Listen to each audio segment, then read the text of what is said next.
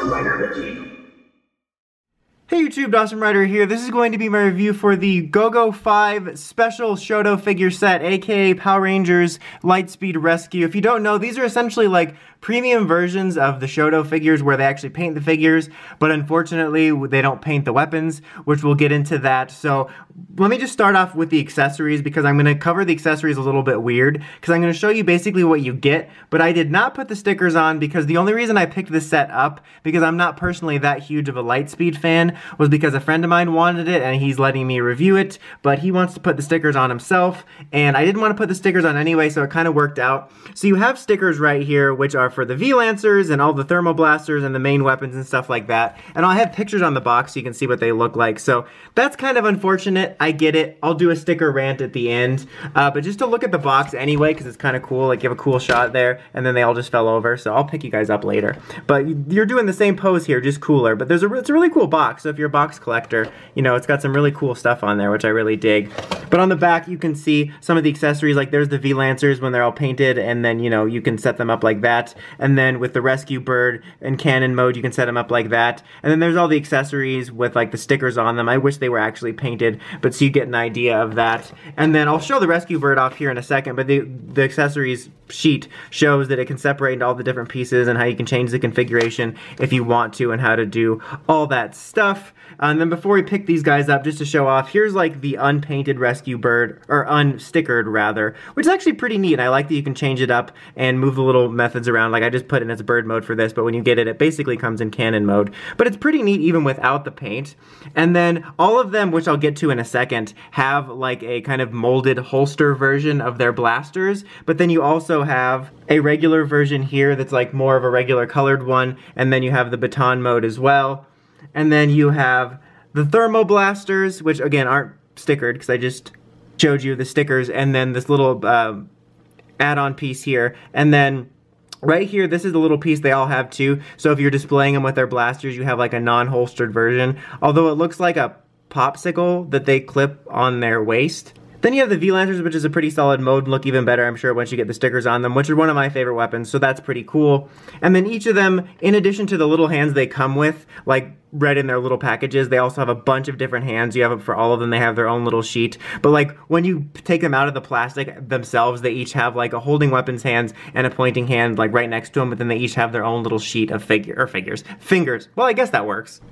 So now let's get on to the main event themselves. I'm only going to cover the articulation on one of them since they're all the same, with the exception of Pink having some hindrance around her skirt piece, which is actually kind of a tough skirt piece to work around compared to some other ones. But these are overall decent-ish looking little figures. I mean, the proportions aren't too muscly or anything. They're like more slender, which works out. The paint's pretty solid. These are pretty hard to mess up because they're only two colors, which is just their primary color and then white, so you don't have a lot of details you can mess up on. But they look good. They all look vibrant. Some of them have a more metallic-y look to them. The box makes it look like they're all metallic-y, kind of like that Samurai special figure art set, but it's not quite as much so in person. Some of them more than others, but they look more normal. But they have a nice bright color, not really too many paint mistakes on them. The gold on the belts look pretty decent. Obviously those look a little bit cheaper, but for the most part, they're decent looking little figures for what they're supposed to be, which is basically like premium candy toy figures. But they are very well articulated. You have a nice ball joint here, double elbow joint here, swiveling at the fist, and the fists are really easy to change out. Nice ball joint at the leg, double elbow. No, look at this elbow here, guys. I'm good at anatomy. I watched Grey's Anatomy all those years, and all I learned about was McDreamy. Too soon, man. And then you have a nice little ball joint on the foot, waist and chest articulation, and head and neck articulation. So they're very well articulated, so you get some really nice poses out of them, which is a really cool thing. They're basically kind of reminiscent of the RKF figures, of which I'll show a comparison to here in a minute. And a nice bonus too in terms of their articulation is all of them are pretty solid. Like, I don't have any loose joint problems with them. They are a little bit on the cheaper, lighter side, so they're definitely ones that if you own them for a while, they could become looser over time. But as of this moment, this guy looks like he's doing a total disco move. But as of this time, they're pretty good, and I'm pretty happy with them, and they feel really solid and very easily movable. And you can sort of see the more metallic-y look on blue a little bit here, but again, overall, not as prominent as the box makes it seem, but pretty good looking here.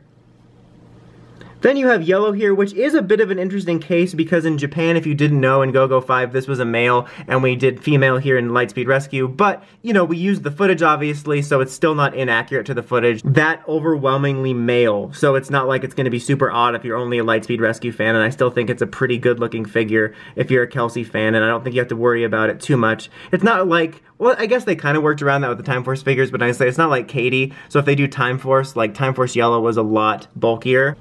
Green here, I think, has the most noticeable look of that almost metallic-y finish, and in fact, the naked eye's picking it up a little bit more than the camera. I'm not sure what you guys are seeing. I mean, I'm looking through the camera, but maybe you see it different, but from just looking at it with my eyes, it looks a little darker and more metallic-y than the camera seems to be wanting to make it look, but this is the most notable of it, and kind of makes it a little bit inaccurate in a way, because I remember green being a little bit more of a brighter green from the show, but hey, the Sky Cowboy is my favorite, so I'll let it slide. You got pink here, and as I mentioned, the skirt piece is a little bit harder to work with. Like, it is flexible-ish, but it's a little bit stiff, so even though you have this technical same articulation, you might have to work with it a little bit in certain aspects or loosen it up. You know, I just reviewed the Power Rangers the Dino Team-Up figures, and the pink skirt on that was really easy to work with, and this one's not quite as easy to work with, but I've seen worse. Like the old Jungle Fury figures had like a really stiff skirt piece, so it's not that big of a deal, but overall a pretty decent looking figure. So yeah, these are like pretty nice little figures. They're not perfect, but they're well articulated and they capture the look of them pretty well. Before we get to the final verdict though, I'm going to do some quick comparisons